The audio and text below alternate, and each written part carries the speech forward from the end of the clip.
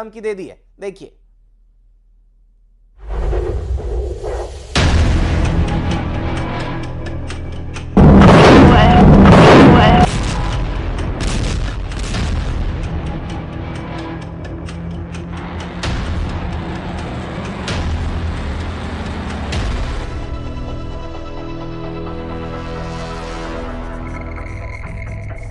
Oman will behave just like everybody else, so we'll have to blow them up.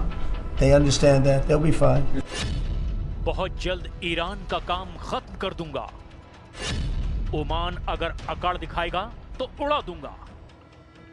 जब Trump की धमकी से काम नहीं बना तो अमेरिका ने धमाके शुरू कर दिए।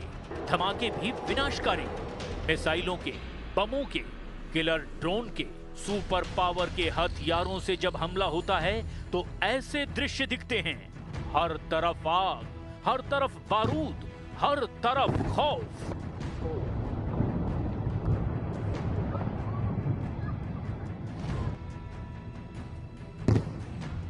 अमेरिका ने ईरान के 4 ड्रोन मार डाले। अमेरिका ने ईरान के जिस बंदर अब्बास पोर्ट से ड्रोन उड़े थे उसे भी तबाह कर डाला है। अमेरिका ने ईरान की तरह ओमान को उड़ा डालने की धमकी दे दी है। 72 घंटों में दूसरी बार ईरान पर ट्रंप ने हमला कर दिया है। पहली बार तो ईरान शांत रहा, लेकिन दूसरी बार ऐसा करारा जवाब दे रहा है कि अमेरिका के होश उड़े हुए हैं। ईरान ने रात 1:30 बजे हमले का जवाब देने में सिर्फ 4 घंटे लिए। ईरान ने ट्रंप के उसी सैन्य अड्डे को मिसाइलों से दहलाया जहां से हमला किया गया।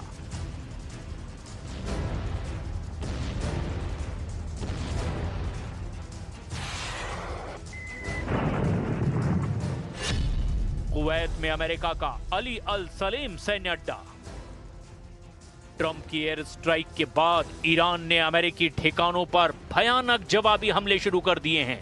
ईरान के तस्नीम न्यूज के मुताबिक रिवोल्यूशनरी गार्ड्स ने सबसे पहले कुवैत के अल सलेम बेस पर मिसाइलों की बौछार की। ईरान ने जवाबी हमला करने के बाद धमकी दी कि अगर अमेरिका युद्ध भड़काएगा तो खाड़ी में उसके किसी भी सैन्य अड्डे को सलामत नहीं रहने देंगे। रिवोल्यूशनरी लड़ाकों ने अल सलेम बेस पर हमलों का बारूदी ट्रेलर रिलीज किया है।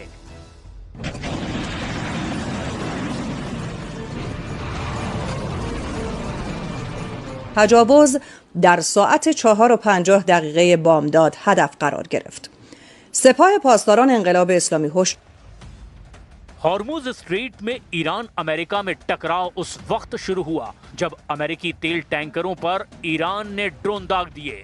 ईरान के 4 ड्रोन जब तेल टैंकर के करीब मंडराने लगे तो उन्हें यूएस नेवी ने मार गिराया। इसके बाद कुवैत के अल सलेम बेस से अमेरिकी जंगी जेटों ने उड़ान भरनी शुरू कर दी। अल सलेम बेस से उड़े जंगी जेटों ने ईरान के बंदर अब्बास पोर्ट सिटी में बमबारी की।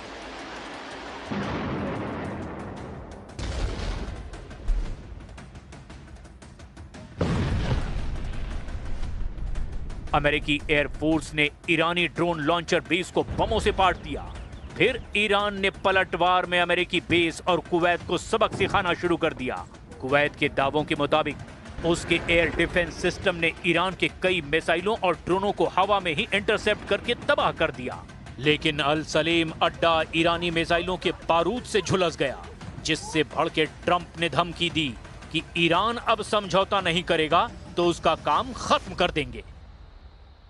Iran is very much intent. They want very much to make a deal. So far, they haven't gotten there. We're not satisfied with it, but we will be. We will be either that or we'll have to just finish the job. Trump का mood Iran ने बहुत ज्यादा खराब कर रखा है। असल में हॉर्मुज में ईरान ने स्मार्ट कंट्रोल चेक पोस्ट बनाना शुरू कर दिया है। स्मार्ट कंट्रोल चेक पोस्ट से ईरान ये मैसेज दे रहा है कि तेल गलियारा सभी के लिए खुला है। हालांकि ऑयल रूट की निगरानी और कंट्रोल रिवोल्यूशनरी लड़ाके ही कर रहे हैं। ईरान ने दावा किया कि फिलहाल हॉर्मुज से गुजरने के लिए कोई टोल नहीं लिया गया है। हालांकि बिना उनकी इजाजत के किसी जहाज की आवाजाही नहीं हो पाएगी। ईरान ने दावा किया कि पिछले 24 घंटे में कम से कम 25 जहाज उसके स्मार्ट कंट्रोल से होकर हॉर्मुज से गुजरे हैं।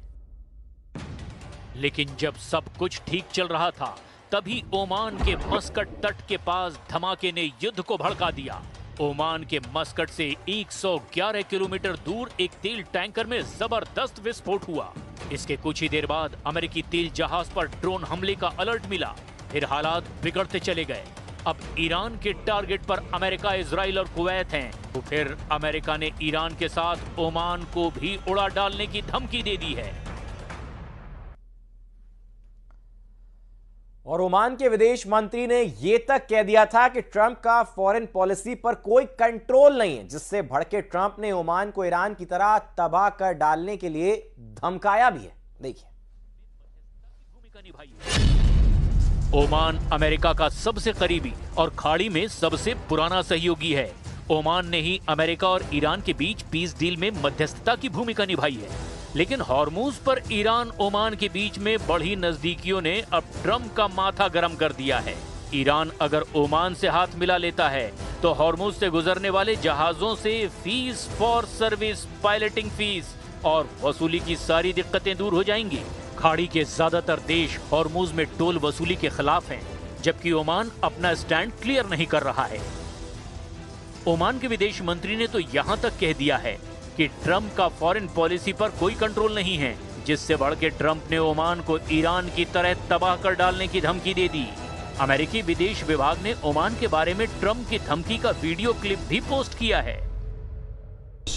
Nobody's going to control it. We're going to watch over it. We'll watch over it, but nobody's going to control it. Oman will behave just like everybody else, so we'll have to blow them up. They understand that. They'll be fine.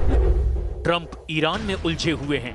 वो Cuba पर हमले की धमकी दे रहे हैं। Oman front पर भी अगर वॉर भड़का तो अमेरिकी फोर्स कहां मुकाबला कर पाएगी। कम से कम ईरान फ्रंट पर अमेरिका को अब 2 गुना जोर लगाना पड़ सकता है, क्योंकि ईरान ने एक नए एयर डिफेंस सिस्टम को बना लिया है।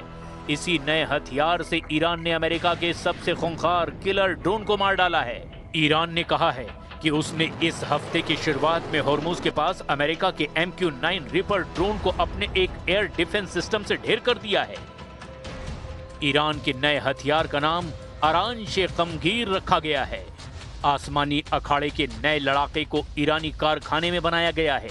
ईरानी फार्स न्यूज एजेंसी के मुताबिक अरान-ए-कमगीर सिस्टम स्टेल्थ जेट का शिकार कर सकता है। ईरान का दावा है कि उसके इस नए सिस्टम को अमेरिकी ड्रोन और जंगी जेटों को ध्यान में रखकर ही डिजाइन किया गया है। नए डिफेंस सिस्टम बड़े रडार सिस्टम पर निर्भर नहीं है, जिससे इसकी लोकेशन ट्रेस करना आसान नहीं है। ईरान का कमगीर surface to air missile system है। इसे लगाना और लॉन्च करना काफी आसान होता है। सीज फायर के बीच ईरान ने अपनी मिसाइलों के गोदाम भर लिए हैं। ईरान ने फास्ट बोट बढ़ा ली है। ईरान समर्थित लड़ाकों की पावर में भी जबरदस्त इजाफा हुआ है, जिसे देखते हुए इजराइल ने अपनी पूरी ताकत झोंक दी है। इजराइल ने लेबनान में हिजबुल्लाह पर सबसे घातक हमले शुरू कर दिए हैं। बेरूत में इजराइल ने रिवोल्यूशनरी टॉप कमांडर को निशाना बनाया है।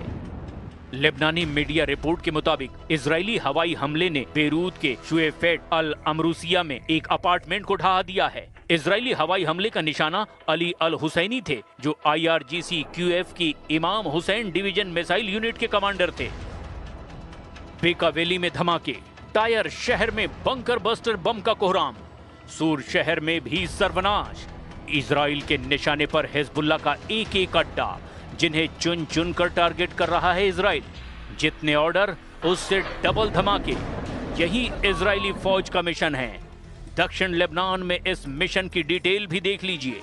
नेतन्याहू और उनके कमांडरों की इसी मीटिंग में तय हुआ था कि दक्षिणी लेबनान को मिट्टी में मिला देना है। दक्षिण लेबनान के हर शहर में बारूद महक रहा है। दक्षिण लेबनान के हर शहर में जनाजे। और बुलेटिन में फिलहाल के लिए बस इतना ही। आप बने रहिए न्यूज़ 18 के साथ।